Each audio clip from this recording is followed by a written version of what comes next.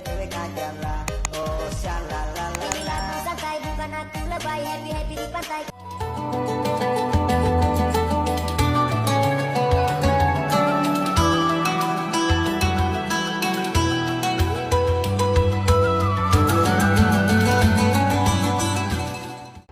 Halo teman-teman, Assalamualaikum warahmatullahi wabarakatuh. Perkenalkan, nama saya Sulaiman. Jadi teman-teman, kita akan membahas tentang landasan historis pada hari ini teman-teman. Nah, sebelum kita masuk pada landasan historis, pengertian landasan historis dan apa segala macam, di sini kita akan ada 3 poin yang akan kita bahas pada kesempatan kali ini. Yang pertama ada pendahuluan, terus pembahasan, yang terakhir ada teknologi teman-teman. Selanjutnya kita masuk ke pendahuluan terlebih dahulu. Landasan historis adalah salah satu landasan dalam bimbingan dan konseling. Landasan historis ini dalam BK adalah penelitian yang dilakukan dengan cara mengkaji sejarah munculnya suatu hal yang menjadi objek penelitian teman-teman. Penelitian ini dilakukan dalam perspektif waktu terjadinya fenomena-fenomena yang diselidiki. Selanjutnya, sebelum kita masuk ke pembahasan, kita bahas rumusan masalah terlebih dahulu teman-teman. Ada beberapa rumusan masalah yang akan kita permasalahkan. Yang pertama, apakah pengertian dari landasan historis tersebut? Terus bagaimana pemahaman landasan historis? Bagaimana perubahan perkembangan landasan historis? Apa dasar teori landasan BK yang lain terhadap landasan historis ini? Bagaimana pengaruh landasan historis terkait perkembangan BK? Terus apa contoh landasan historis dalam bimbingan dan konseling? Selanjutnya tujuan pembahasan pada hari ini teman-teman untuk mengetahui pengertian dari landasan historis, mengetahui tentang pemahaman landasan historis, memahami perubahan perkembangan landasan historis, mengetahui dasar teori landasan bimbingan dan konseling yang lain terhadap landasan historis ini, memahami tentang pengaruh landasan historis terkait perkembangan bimbingan dan konseling, dan yang terakhir mengetahui contoh dari landasan historis dalam bimbingan dan konseling. Nah, selanjutnya kita masuk ke pembahasannya teman-teman.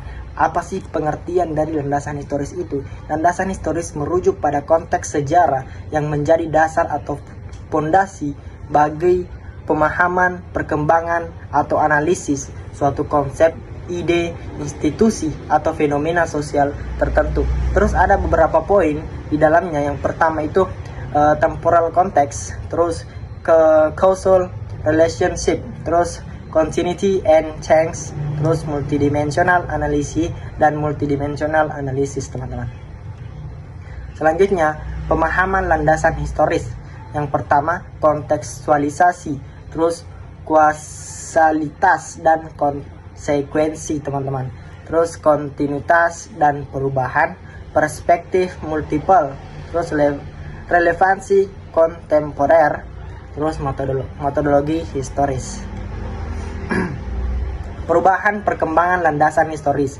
Ada beberapa perubahan aspek penting dalam evaluasi pemikiran dan metodologi historis teman-teman. Poin pertama ada dari narasi ke analisis teman-teman. Terus perluasan cangkupan, pendekatan interdisipliner, terus relativisme dan postmodernisme, sejarah global dan transnasional, sejarah digital dan big data, dan yang terakhir sejarah publik dan memori kolektif.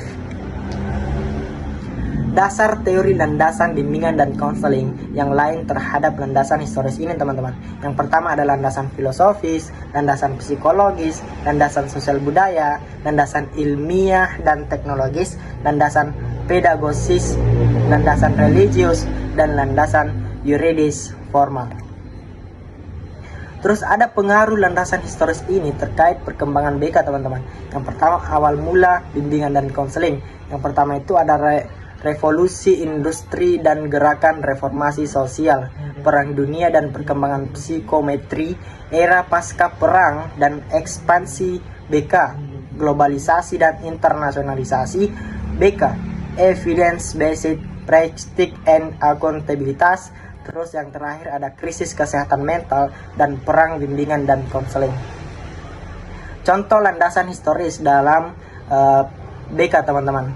Yang pertama gerakan bimbingan vokasional Frank Person.